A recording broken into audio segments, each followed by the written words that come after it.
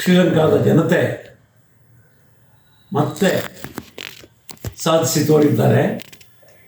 ಜನತೆಯೇ ಇತಿಹಾಸ ನಿರ್ಮಾಣಕಾರರು, ನಾವೇ ಇತಿಹಾಸ ನಿರ್ಮಾಣ ಮಾಡುವವರು ಎಂದು ಸಾಧಿಸಿ ತೋರಿದ್ದಾರೆ.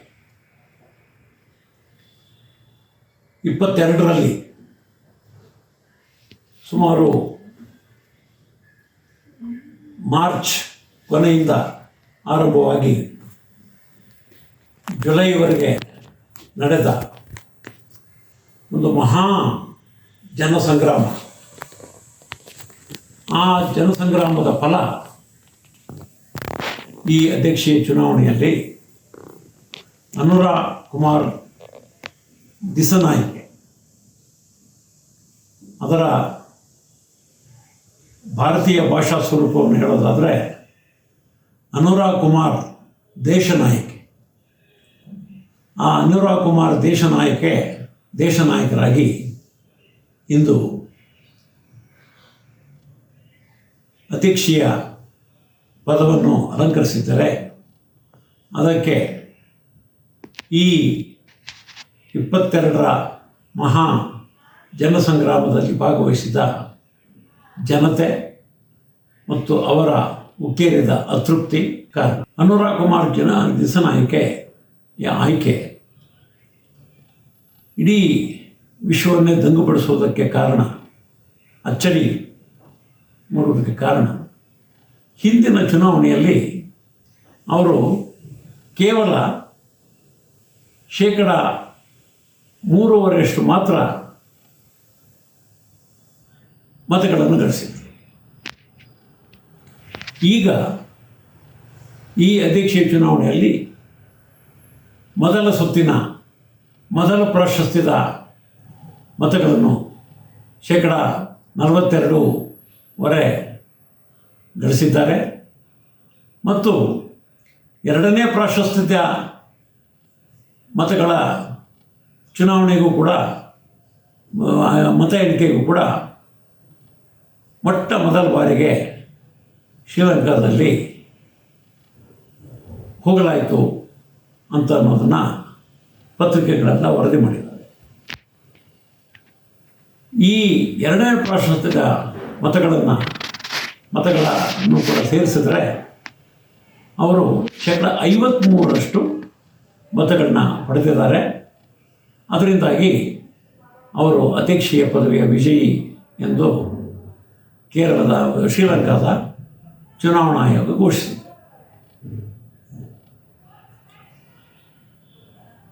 ಈ ಮೊದಲ ಪ್ರಾಶಸ್ತ್ಯ, ಎರಡನೇ ಪ್ರಾಶಸ್ತ್ಯ ಅಂದರೆ ನಮಗೆ ಭಾರತದ ಜನಕ್ಕೆ ಸ್ವಲ್ಪ ಗೊಂದಲ ಆಗ್ಬೋದು.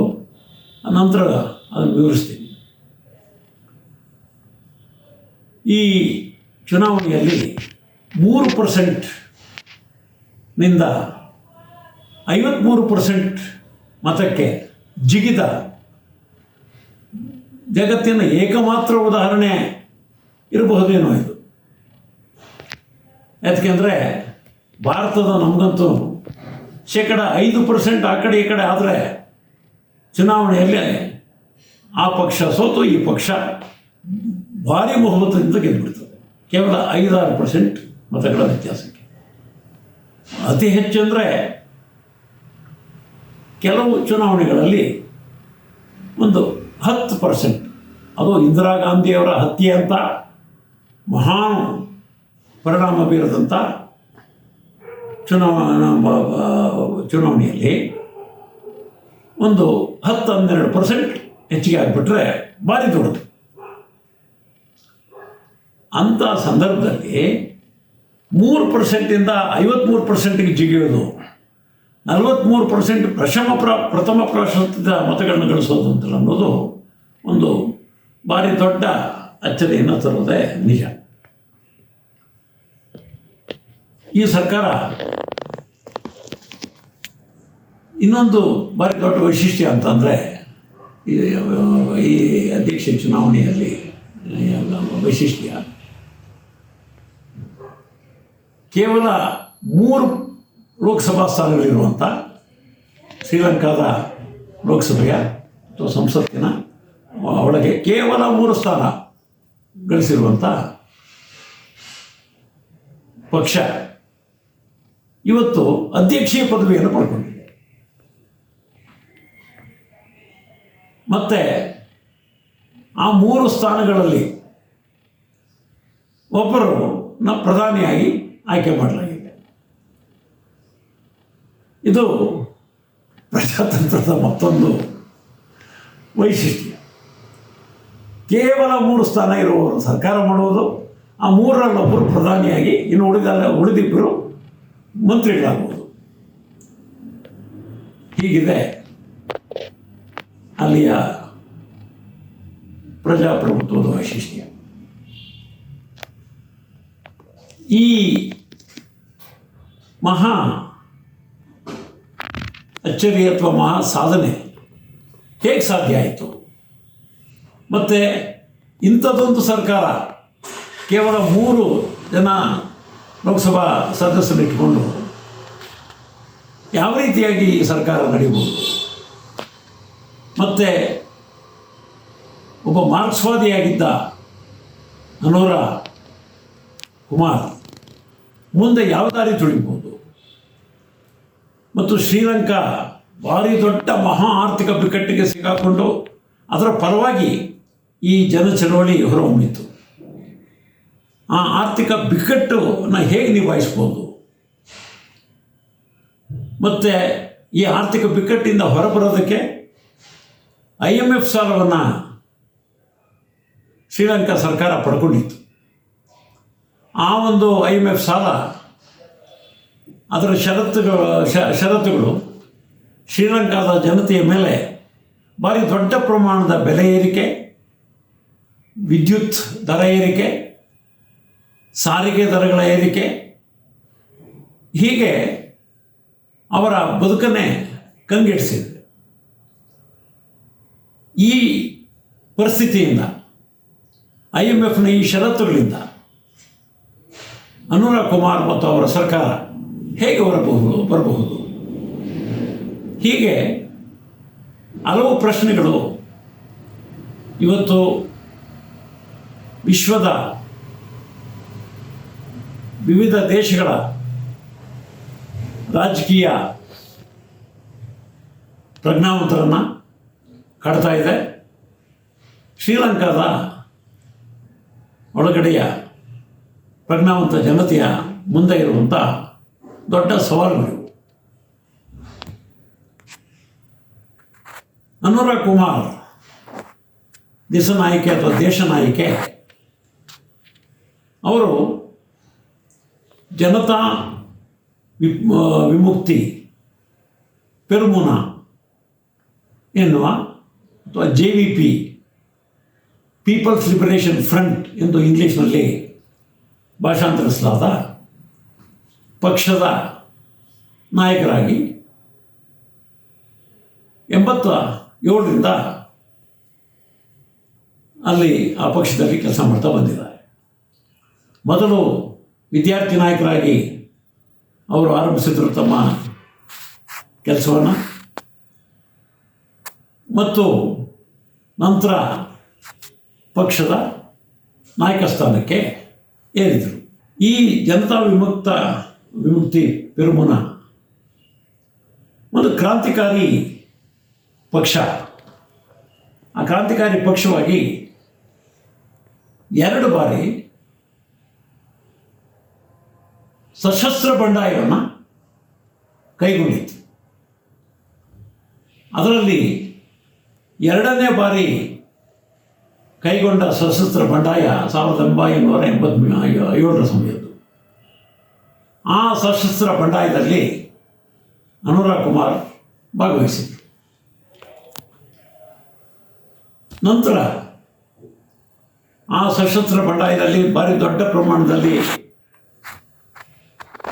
JVPಯ ನಾಯಕರು ಮತ್ತು ಕಾರ್ಯಕರ್ತರ ಹತ್ಯೆಯಾಯಿತು ಶ್ರೀಲಂಕಾದ ಸೈನ್ಯದಿಂದ. ಅದಾದ ನಂತರ ಕೆಲವು ವರ್ಷಗಳಲ್ಲಿ ಜನತಾ ವಿಮುಕ್ತಿ ಪೆರ್ಮುನ ಅಥವಾ JVP ತನ್ನ ಕ್ರಾಂತಿಯ ದಾರಿಯಲ್ಲಿ ಬದಲಾವಣೆಯನ್ನು ಮಾಡಿಕೊಂಡು ಈ ಸಂಸದೀಯ ಪ್ರಜಾಪ್ರಭುತ್ವದ ಚುನಾವಣೆಗಳಲ್ಲಿ ಭಾಗವಹಿಸೋದಕ್ಕೆ ಆರಂಭಿಸಿತು. ಮೊದಲು ಜಿಲ್ಲಾ ಪಂಚಾಯಿತಿ ರೀತಿಯ ಜಿಲ್ಲಾ ಬೋರ್ಡ್ ಚುನಾವಣೆಗಳಲ್ಲಿ, ನಂತರ ಸಂಸತ್ತು ಮತ್ತು ಅಧ್ಯಕ್ಷೀಯ ಚುನಾವಣೆಗಳಲ್ಲಿ ಭಾಗವಹಿಸಿತು. ಅನುರಾಗ್ ಕುಮಾರ್ 2019ರಲ್ಲಿ ಕೂಡ ಅಧ್ಯಕ್ಷೀಯ ಪದವಿಗೆ ಸ್ಪರ್ಧಿಸಿದರು. ಹಾಗೆ ಸ್ಪರ್ಧಿಸುವ ಮೊದಲು JVP ಮತ್ತು ಅನುರಾಗ್ ಕುಮಾರ್ ಅವರು ರಾಷ್ಟ್ರೀಯ ಜನತಾ ಶಕ್ತಿ ಅಥವಾ ನ್ಯಾಷನಲ್ ಪೀಪಲ್ಸ್ ಪವರ್ ಎನ್ನುವ ಒಂದು ರಂಗವನ್ನು ಕಟ್ಟೋದು, ಒಂದು ಐಕ್ಯ ರಂಗವನ್ನು ಕಟ್ಟೋದು. ಈ ಐಕ್ಯ ರಂಗದಲ್ಲಿ ಜನತಾ ವಿಮುಕ್ತಿ ಪೆರುಮನ ಭಾಳ ಮುಖ್ಯವಾದಂಥ ಪಾತ್ರಧಾರಿ. ಆದರೆ ಅದರ ಜೊತೆಯಲ್ಲಿ ಇನ್ನೂ 20 ವಿವಿಧ ಸಂಘಟನೆಗಳಿವೆ. ಆದರೆ ಇವೆಲ್ಲವೂ ಕೂಡ ವಿವಿಧ ಸಂಘಟನೆಗಳು. ಅದರಲ್ಲಿ ಕೆಲವು ಕಾರ್ಮಿಕ ಸಂಘಟನೆಗಳಿದ್ದಾವೆ. ಶ್ರೀಲಂಕಾದ ರಾಷ್ಟ್ರೀಯ ಕಾರ್ಮಿಕ ಸಂಘ ಎನ್ನುವಂಥ ಒಂದು ಸಂಘ, ಅಲ್ಲಿಯ ಪ್ಲಾಂಟೇಷನ್ ಕಾರ್ಮಿಕರ ಸಂಘ ಮತ್ತು ಬೇರೆ ಬೇರೆ ಕಾರ್ಮಿಕರ ಸಂಘಗಳು. ಅದರ ಜೊತೆಯಲ್ಲಿ ಶ್ರೀಲಂಕಾದ ಪ್ರಗತಿಪರ ಪ್ರಾಧ್ಯಾಪಕರ ಸಂಘಗಳು, ವಿಶ್ವವಿದ್ಯಾಲಯದ ಅಧ್ಯಾಪಕರ ಸಂಘಗಳು ಸೇರಿದ್ದಾವೆ. ಜೊತೆಗೆ ಸ್ವಯಂ ಸೇವಾ ಸಂಘಟನೆಗಳಾಗಿ ರೂಪುಗೊಂಡಂಥ ಯುವ ಸಂಘಟನೆಗಳು, ಮಹಿಳೆಯರ ಸಂಘಟನೆಗಳು ಕೂಡ ಇದ್ದಾವೆ. ಇವೆಲ್ಲವೂ ಕೂಡ 2019ಕ್ಕೆ ಮೊದಲಿನ ಲೋಕಸಭಾ ಚುನಾವಣೆಯಲ್ಲಿ ಆ ಹೊತ್ತಿಗಾಗಲೇ ಬಹುದೊಡ್ಡ ಮಟ್ಟದ ಆರ್ಥಿಕ ಸಂಕಷ್ಟಗಳನ್ನು ಎದುರಿಸ್ತಾ ಇದ್ದಂಥ ಶ್ರೀಲಂಕಾದ ಪರಿಸ್ಥಿತಿಯನ್ನು ನಿಭಾಯಿಸೋದಕ್ಕೆ, ಅಂಥ ಪರಿಸ್ಥಿತಿಯ ಒಳಗಡೆ ಜನರಲ್ಲಿ ಬೆಳೀತಾ ಇರುವಂಥ ತೃಪ್ತಿಯನ್ನು ಪ್ರಯೋಜನ ಪಡ್ಕೊಳ್ಳೋಕ್ಕೆ ಈ ರಂಗ ರೂಪುಗೊಂಡು. ಆದರೆ ಪಡೆದಿದ್ದು ಕೇವಲ 3.5% ಮತ ಮತ್ತು 3 ಲೋಕಸಭಾ ಸ್ಥಾನಗಳು. ಈ ಚುನಾವಣೆಯ ನಂತರ ಅದರಲ್ಲಿ ಗೆದ್ದಂಥ ಗೊಟಬಾಯ ಅದೊಂದು ಭಾರಿ ದೊಡ್ಡ ರಾಜಕೀಯ ಹಿಡಿತದ ಹೊಂದಿರುವ ಕುಟುಂಬ. ಶ್ರೀಲಂಕಾದ ರಾಜಕೀಯದ ಮೇಲೆ ಬಹು ಭದ್ರವಾದಂಥ ಬಿಗಿ ಮುಷ್ಟಿಯ ಹಿಡಿತ ಹೊಂದಿದಂಥ ಕುಟುಂಬಗಳಲ್ಲಿ 3 ಕುಟುಂಬಗಳಲ್ಲಿ ಒಂದು. ಈ ಕುಟುಂಬದ ಗೊಟಬಾಯ ಅಧ್ಯಕ್ಷನಾಗಿ ಮತ್ತು ಅವನ ಹಿರಿಯ ಅಣ್ಣ ಪ್ರಧಾನಿಯಾಗಿ ಸರ್ಕಾರವನ್ನು ನಿರ್ವಹಿಸ್ತಾ ಶ್ರೀಲಂಕಾವನ್ನು ಭಾರಿ ದೊಡ್ಡ ಗೊಂದಲಕ್ಕೆ ಕೆಡುವುದರು, ಆರ್ಥಿಕ ಹಳ್ಳಕ್ಕೆ ಕೆಡುವುದರು. ಅನೇಕ ಅತಾರ್ಕಿಕವಾದಂಥ ಆರ್ಥಿಕ ಕ್ರಮಗಳನ್ನು ಕೈಗೊಂಡರು. ಇಡೀ ಶ್ರೀಲಂಕಾದಲ್ಲಿ ಸಾವಯವ ಕೃಷಿ ಮಾಡ್ತೀವಿ ಅಂತೇಳಿ ಅಲ್ಲಿ ಪೂರ್ತಿಯಾಗಿ ರಸಗೊಬ್ಬರಗಳ ಆಮದನ್ನು ನಿಷೇಧಿಸ್ಬಿಟ್ರು. ಇಂಥವೇ ಹಲವಾರು ಐಲು ಕಾರ್ಯಕ್ರಮಗಳು ಅಥವಾ ಹುಚ್ಚಾಟದ ಕಾರ್ಯಕ್ರಮಗಳನ್ನ ಕೈಗೊಂಡರು. ಅದರ ಫಲವಾಗಿ ಶ್ರೀಲಂಕಾದ ಜನತೆ ಭಾರಿ ದೊಡ್ಡ ಕಷ್ಟವನ್ನು ಎದುರಿಸಬೇಕಾಯಿತು. ಆಹಾರದ ಉತ್ಪಾದನೆ ತೀವ್ರವಾಗಿ ಕುಸಿದೋಯ್ತು. ಆಹಾರದ ಬೆಲೆಗಳು ವಿಪರೀತವಾಗಿ ಏರಿಕೆ ಆಗೋಯಿತು. ಮತ್ತು ಅದರ ಜೊತೆಯಲ್ಲಿ ಅಲ್ಲಿ ಭಾರಿ ದೊಡ್ಡ ಪ್ರಮಾಣದ ರಫ್ತು ಟೀ, ಶ್ರೀಲಂಕಾದ ಟೀ ವಿಶ್ವಪ್ರಸಿದ್ಧ. ಆ ಒಂದು ಟೀ ಉತ್ಪಾದನೆಗೆ, ಅದರ ರಫ್ತಿಗೆ ಭಾರಿ ದೊಡ್ಡ ಹೊಡೆತ ಬಿತ್ತು. ಅದರಿಂದಾಗಿ ವಿದೇಶಿ ವಿನಿಮಯದ ಸಂಗ್ರಹ ಕುಸಿತವಾಯಿತು ಮತ್ತು ಶ್ರೀಲಂಕಾ ಬೇರೆ ಬೇರೆ ದೇಶಗಳು ಮತ್ತು ಜಾಗತಿಕ ಆರ್ಥಿಕ ಸಂಸ್ಥೆಗಳಿಂದ ಪಡ್ಕೊಂಡಿದ್ದಂಥ ಸಾಲ ಏನಿದೆ ಅದನ್ನು ತೀರ್ಸೋಕ್ಕಾಗಲಿಲ್ಲ. ತೀರ್ಸೋಕ್ಕೆ ಆಗದೇ ಇದ್ದುದರಿಂದ ಮತ್ತಿನ್ನೊಂದಷ್ಟು ದೊಡ್ಡ ಆರ್ಥಿಕ ಸಂಕಷ್ಟಕ್ಕೆ ಒಳಗಾಯಿತು. ಶ್ರೀಲಂಕಾದ ರೂಪಾಯಿಯ ಮೌಲ್ಯ ದಿಢೀರನೆ ಕುಸಿತು. ಹಣದುಬ್ಬರ 70% ಹೆಚ್ಚಾಗ್ಬಿಡ್ತು ದಿಢೀರನೆ. ಅದರಿಂದಾಗಿ ಶ್ರೀಲಂಕಾದ ಜನತೆ, ಮುಖ್ಯವಾಗಿ ಯುವ ಜನತೆ ಸಿಡಿದೆದ್ದರು.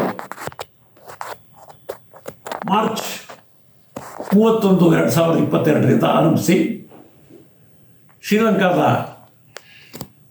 ಅಧ್ಯಕ್ಷರ ನಿವಾಸದ ಮುಂದೆ ಬಹುದೊಡ್ಡ ಬೃಹತ್ತಾದಂಥ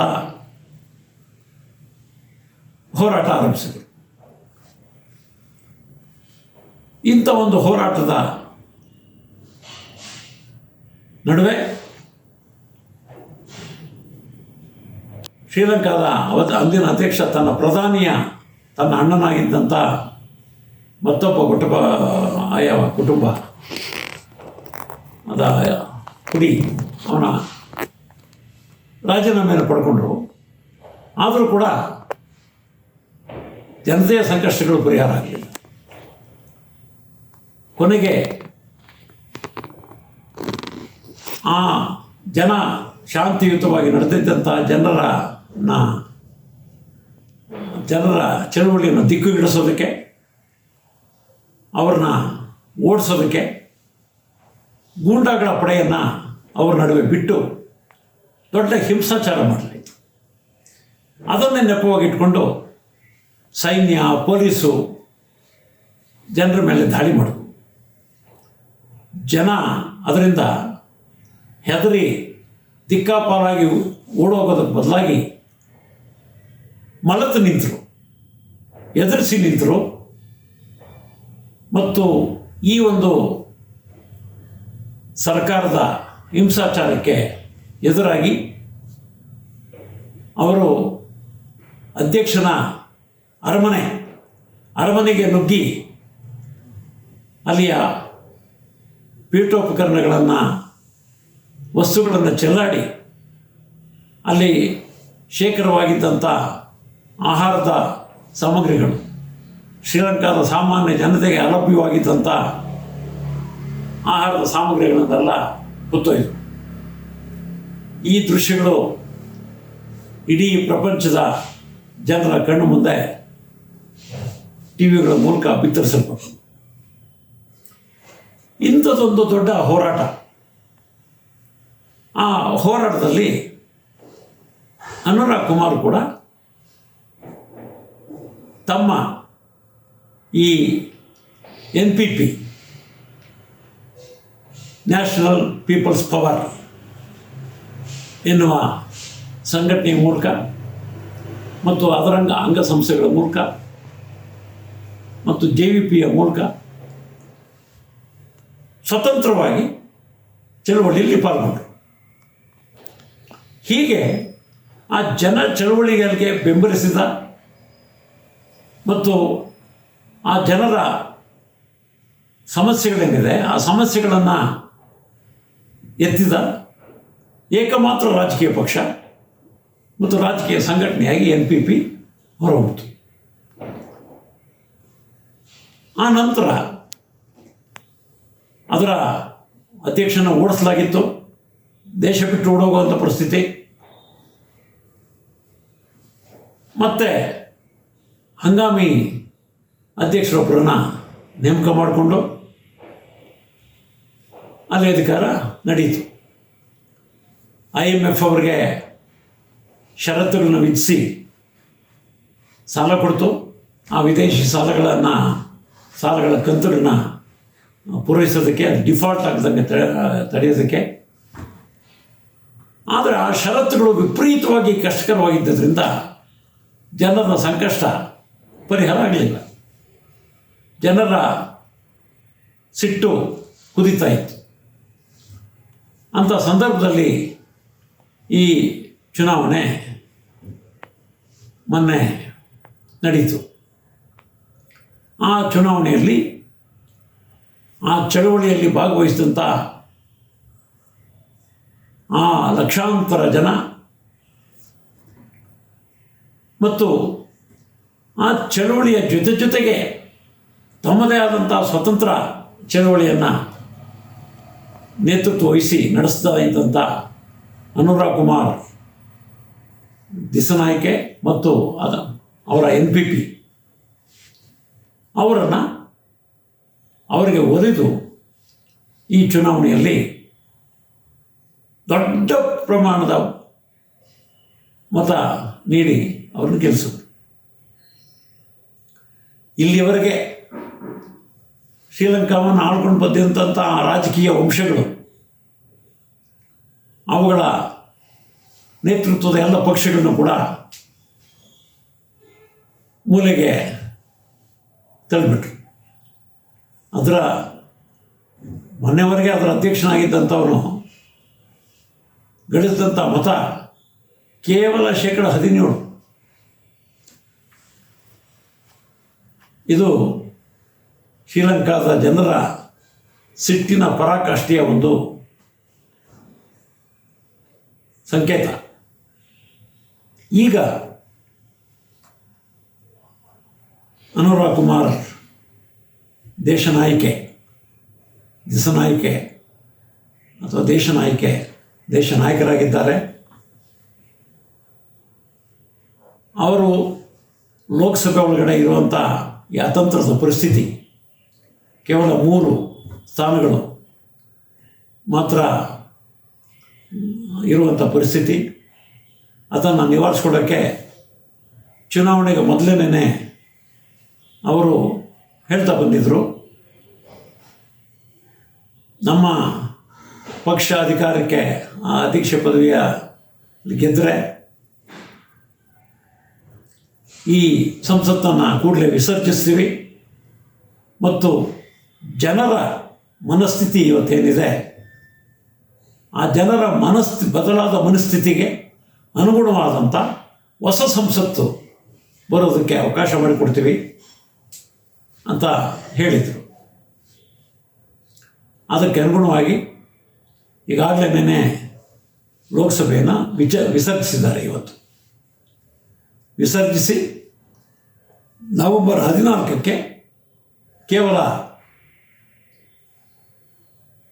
1.5 ತಿಂಗಳ ಅಂತರದಲ್ಲಿ ಲೋಕಸಭಾ ಅಥವಾ ಸಂಸತ್ ಚುನಾವಣೆ ನಡೆಯಿತು. ಆ ಸಂಸತ್ ಚುನಾವಣೆಯಲ್ಲಿ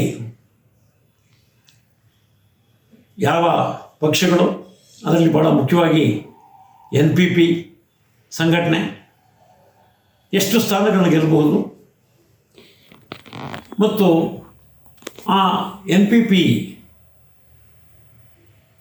ಐಕ್ಯರಂಗ ಏನಿದೆ ಅದರೊಳಗಡೆ ಮುಖ್ಯ ಪಾತ್ರವಾಗಿರುವಂಥ, ಅದನ್ನು ರೂಪಿಸಿದಂಥ NPPಯನ್ನು ರೂಪಿಸಿದಂಥ ಜನತಾ ವಿಮುಕ್ತಿ ಪೆರ್ಮುನ ಎಷ್ಟು ಸ್ಥಾನಗಳನ್ನ ಗಳಿಸಬಹುದು ಅನ್ನೋದ್ರ ಮೇಲೆ ಶ್ರೀಲಂಕಾದ ಮುಂದಿನ ರಾಜಕೀಯ ಬೆಳವಣಿಗೆಗಳು ಮತ್ತು ಆರ್ಥಿಕ ಸಾಮಾಜಿಕ ಪಥ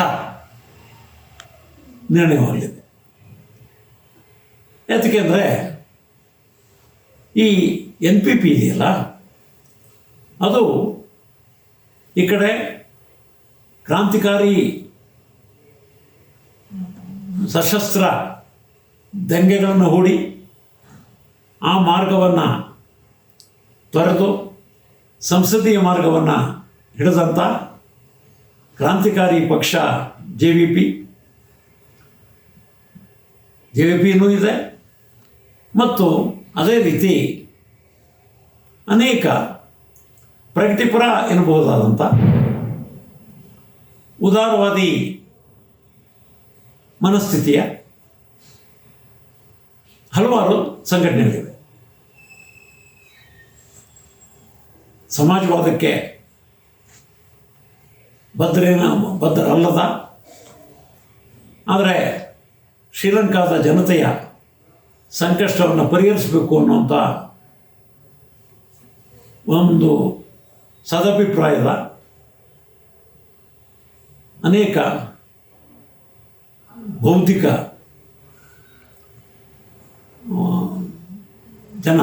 ಬುದ್ಧಿಜೀವಿಗಳು ಈ NPPಯ ಮುಖ್ಯ ಭಾಗವಾಗಿದೆ. NPPಯ ರಾಷ್ಟ್ರೀಯ ಕಾರ್ಯಕಾರಿ ಸಮಿತಿ ಅಂತ ಒಂದಿದೆ. ಆ ಕಾರ್ಯಕಾರಿ ಸಮಿತಿಯಲ್ಲಿ ಇರುವಂಥ 71 ಜನ ಸದಸ್ಯರಲ್ಲಿ ಕಾಲು ಭಾಗ ಪ್ರಾಧ್ಯಾಪಕರುಗಳು ಮತ್ತು PhD ಪದವಿ ಪಡೆದಂಥವರು, ವೈದ್ಯರು.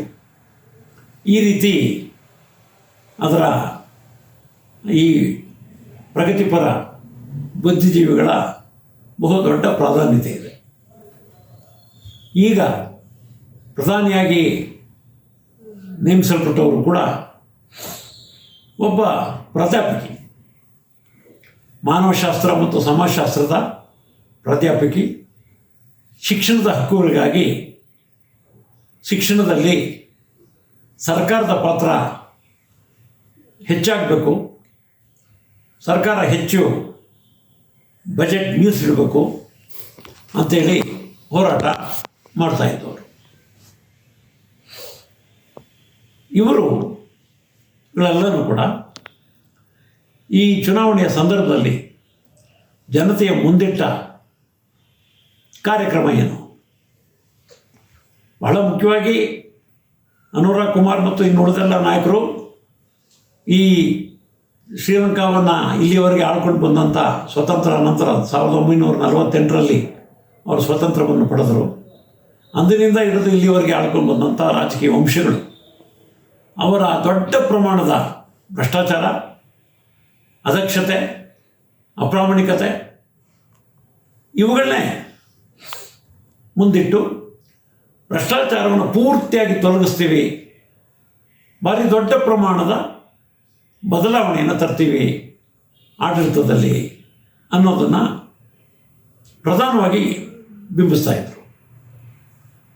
ಮತ್ತು ತೆರಿಗೆಗಳನ್ನು ಕಡಿಮೆ ಮಾಡ್ತೀವಿ, ಬೆಲೆ ಏರಿಕೆಯನ್ನು ತಗ್ಗಿಸ್ತೀವಿ ಮತ್ತು ಶಿಕ್ಷಣ, ಆರೋಗ್ಯ, ಸಾರಿಗೆ ಮೊದಲಾದಂಥ ವಿಷಯಗಳಲ್ಲಿ ಸರ್ಕಾರದ ಹೂಡಿಕೆ, ಸರ್ಕಾರದ ಬಜೆಟ್ ಹೆಚ್ಚಿಸ್ತೀವಿ.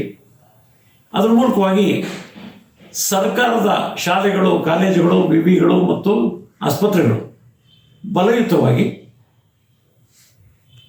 ಆಗೋಂಗೆ ಮಾಡ್ತೀವಿ ಅಂತ ಹೇಳ್ತಾ ಇದ್ರು. ಯಾಕೆಂದರೆ ಅಲ್ಲಿಯ ಶಾಲೆಗಳು ಕೂಡ ಭಾರತದ ಸರ್ಕಾರಿ ಶಾಲೆಗಳ ಥರ ಈಗಾಗಲೇ ಪೂರ್ತಿಯಾಗಿ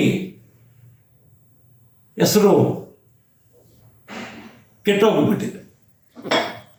ಅಲ್ಲಿಯ ಜನ ಸರ್ಕಾರಿ ಶಾಲೆಗಳ ಹತ್ರ ಹೋಗ್ತಾ ಇಲ್ಲ. ಕೇವಲ 20 ಜನ 50 ಜನ ಇರ್ತಾರೆ ಸರ್ಕಾರಿ ಶಾಲೆಗಳಲ್ಲಿ. ಹೀಗಾಗಿ ಭಾರಿ ದೊಡ್ಡ ಪ್ರಮಾಣದಲ್ಲಿ ಖಾಸಗಿ ಶಿಕ್ಷಣ, ಖಾಸಗಿ ಆರೋಗ್ಯಕ್ಕೆ ದೊಡ್ಡ ಪ್ರಮಾಣದ ಹಣವನ್ನು ತೆರ್ತಾ ಇದ್ದಾರೆ.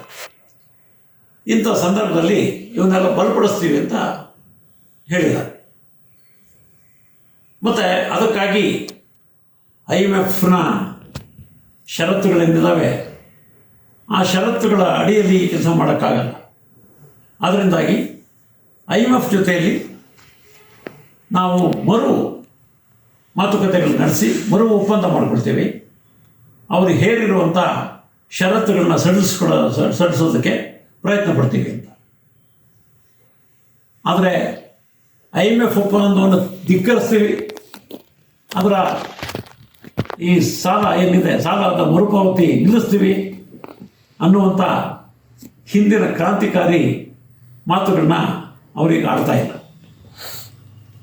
ಯಾಕೆಂದರೆ ಅಂತಾರಾಷ್ಟ್ರೀಯ ಹಣಕಾಸು ಸಂಸ್ಥೆಗಳು ಅವುಗಳ ನೆರವಿಲ್ಲದೇನೆ ಶ್ರೀಲಂಕಾ ಸರ್ಕಾರದ ಆರ್ಥಿಕ ಸಂಕಷ್ಟಗಳು ಪರಿಹಾರ ಆಗಲ್ಲ ಮತ್ತು ವಿಶ್ವದ ಬಂಡವಾಳಶಾಹಿ ಸಾಮ್ರಾಜ್ಯಶಾಹಿ ದೇಶಗಳು ಅವುಗಳ ಜೊತೆಯಲ್ಲಿ ಸಂಬಂಧವನ್ನು ಕೆಡಿಸ್ಕೋಬಾರ್ದು ಅನ್ನುವಂಥ ಒಂದು ಎಚ್ಚರ ಅವರಿಗೆ ಮೂಡಿದೆ, ಅಥವಾ ಅಂಥದ್ದೊಂದು ಅಭಿಪ್ರಾಯ ಬದಲಾವಣೆ ಅವರಲ್ಲಿ ಆಗಿದೆ.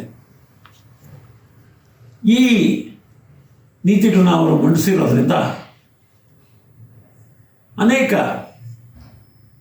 ರಾಜಕೀಯ ವಿಶ್ಲೇಷಕರು, ಅಂತಾರಾಷ್ಟ್ರೀಯ ಮಾಧ್ಯಮಗಳು ಅವರನ್ನು ಮೊನ್ನೆವರೆಗೂ ಅವ್ರು ಗೆಲ್ಲಲ್ಲ ಅಂತಿದ್ರು, ಅನುರಾ ಕುಮಾರ್ ಗೆಲ್ಲಲ್ಲ ಅಂತಿದ್ರು. ಆದರೆ ಅಲ್ಲಿಯ ಜನಾಭಿಪ್ರಾಯ ಸಮೀಕ್ಷೆಗಳಲ್ಲಿ ಅವ್ರಿಗೆ ಅತಿ ಹೆಚ್ಚು ಜನ ಇದು ಮಾಡ್ತಾ ಇದ್ದಿದ್ದು ನೋಡಿ ಅವರು ಈ ಮಾಧ್ಯಮಗಳು ಕಕ್ಕಾಬಿಕ್ಕಿಯಾಗಿತ್ತು. ಆಮೇಲೆ ಮತ್ತೆ ಅವ್ರು ಹೇಳಕ್ಕೆ ಶುರು ಮಾಡಿದ್ರು. ಅದಾದಮೇಲೆ ತಮ್ಮ ಮಾರ್ಕ್ಸ್ವಾದಿ ಇದನ್ನು ಬಿಟ್ಟುಬಿಟ್ಟಿದ್ದಾರೆ, ಅವರು ಮಾಜಿ ಮಾರ್ಕ್ಸ್ವಾದಿ ಅಂತ ಕೂಡ ಹೇಳ್ತಾ ಇದ್ದಾರೆ. ಹೀಗೆ ಇಂಥದ್ದೆಲ್ಲ ವಿವರಣೆಗೆ ಅಥವಾ ಹೆಸರುಗಳನ್ನ ಕೊಡಲ್ಪಟ್ಟಿರುವಂಥ ಅನುರಾ ಕುಮಾರ್ ದಿಸನಾಯಕೆ ಅಥವಾ ದೇಶ ನಾಯಕೆ ಇವತ್ತು ದೇಶದ ನಾಯಕತ್ವವನ್ನು ವಹಿಸ್ಕೊಂಡಿದ್ದಾರೆ. ಅವರ JVP ಮೂಲ ಪಕ್ಷ JVP ಜನತಾ ವಿಮುಕ್ತಿ ಪೆರಗುನ ಅಂತಾರಾಷ್ಟ್ರೀಯ ಕಮ್ಯುನಿಸ್ಟ್ ಚಳವಳಿಯ ಜೊತೆಯಲ್ಲಿ ಸಂಬಂಧ ಹೊಂದಿರುವಂಥ ಪಕ್ಷ. ನಮ್ಮ ದೇಶದಲ್ಲಿ CPMನ ಜೊತೆಯಲ್ಲಿ ಹತ್ತಿರದ ಸಂಬಂಧ ಹೊಂದಿರುವಂಥ ಪಕ್ಷ. ಆ ಪಕ್ಷದ ನಾಯಕರುಗಳು CPM ಪಕ್ಷದ ಮಹಾಧಿವೇಶನಗಳಿಗೆ ಬಂದು ಸೌಹಾರ್ದ ಬೆಂಬಲವನ್ನು ಕೊಟ್ಟಿದ್ದಾರೆ. ನಮ್ಮ ಪಕ್ಷದ ನಾಯಕರುಗಳು ಅಲ್ಲಿಯ ಮಹಾಧಿವೇಶನದಲ್ಲಿ ಭಾಗವಹಿಸಿದ್ದಾರೆ. ಅಲ್ಲಿ ಆ JVP ಏರ್ಪಡಿಸಿದಂಥ ವಿಚಾರ ಸಂಕಿರಣಗಳಲ್ಲಿ ಭಾಗವಹಿಸಿದ್ದಾರೆ. ಇದು ಅವರು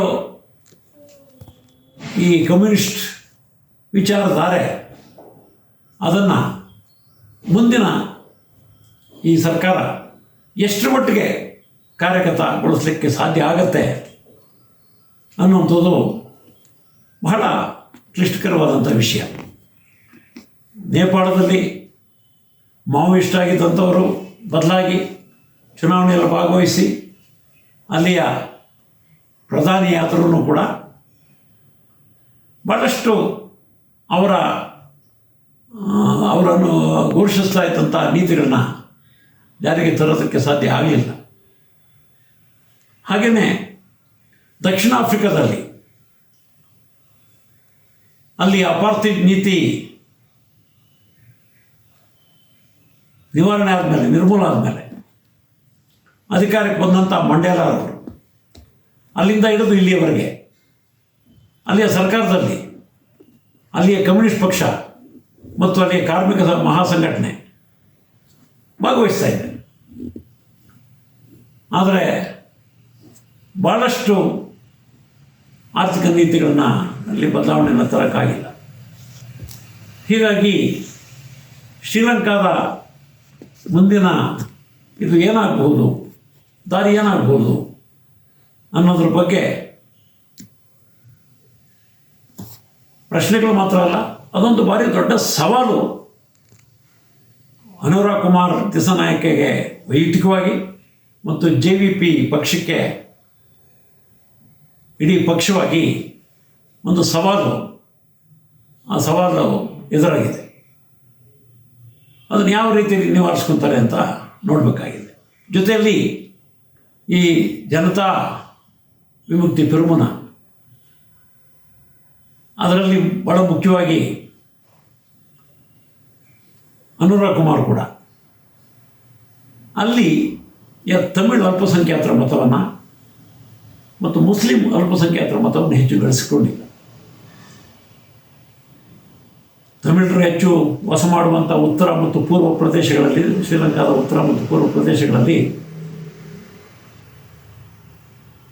ಇವರಿಗೆ ಕೇವಲ 15% ಮತ ಬಂದಿದೆ.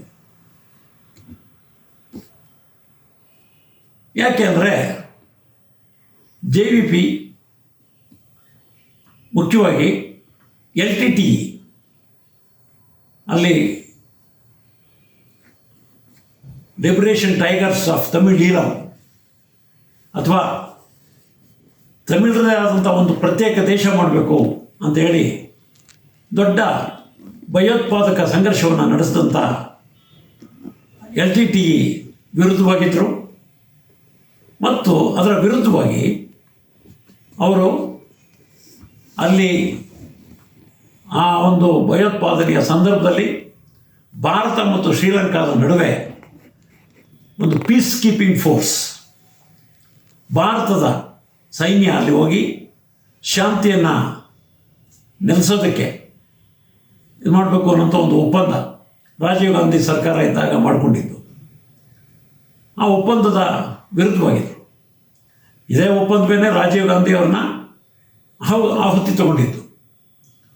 ಈ LTTE ಉಗ್ರಗಾಮಿಗಳನ್ನೇ ರಾಜೀವ್ ಗಾಂಧಿ ಅವರ ಹತ್ಯೆಯನ್ನು ಮಾಡಿದ್ದು. ಅದನ್ನು ನೆನಪಿಸ್ಕೊಳ್ಳೋಣ. ಆದರೆ ಅಂಥ ಒಂದು ಆ ಒಪ್ಪಂದದ ವಿರುದ್ಧವಾಗಿ ಈ ಜನತಾ ವಿಮುಕ್ತಿ ಪೆರಮುನ ದೊಡ್ಡ ದಂಗೆಯನ್ನೇ ಮಾಡಿತ್ತು 87ರಲ್ಲಿ, ನಾನು ಆಗಲೇ ಹೇಳಿದಂತೆ. ಅದರಲ್ಲಿ ಅನುರಾಗ್ ಕುಮಾರ್ ಕೂಡ ಭಾಗವಹಿಸಿದರು. ಈ ಎಲ್ಲ ಅವರ ಚರಿತ್ರೆಯ ಹಿನ್ನೆಲೆಯಲ್ಲಿ ತಮಿಳು ಸಾಮಾನ್ಯ ಜನ ಅವರು ಹೆಚ್ಚು ಮತ ನೀಡಿಲ್ಲ ಅನ್ನುವಂಥದ್ದು ಮತ್ತು ತಮಿಳರ ನಡುವೆ ಹೆಚ್ಚು ಪ್ರಾಬಲ್ಯ ಹೊಂದಿರುವಂಥ ಪಕ್ಷಗಳು ಈ NPPಗೆ ಬೆಂಬಲ ಕೊಡಲಿಲ್ಲ ಅಂತ ಅನ್ನೋದು. ಅದರಿಂದ ಈಗ ಅವರ ಪ್ರೀತಿಯನ್ನು ಗಳಿಸ್ಕೊಳ್ಳೋದು ಒಂದು ಭಾಳ ಮುಖ್ಯ ಸವಾಲಾಗಿದೆ. ಇದು ಶ್ರೀಲಂಕಾದ ಬುದ್ಧಿಸ್ಟ್ ಸಿಂಹಳೀಯ ಬುದ್ಧಿಸ್ಟರ ಒಂದು ಪಕ್ಷ ಅನ್ನುವಂಥ ರೀತಿಯ ಒಂದು ಇದು JVPಗೆ ಬಂದಿದೆ. ಅದರಿಂದಾಗಿ ಮುಸ್ಲಿಮರು ಕೂಡ ಇದರಿಂದ ದೂರನೇ ಇದ್ದಾರೆ. ಆದರೆ ಅಧ್ಯಕ್ಷಗಿರಿಯ ಮೊದಲ ನುಡಿಗಳಲ್ಲೇ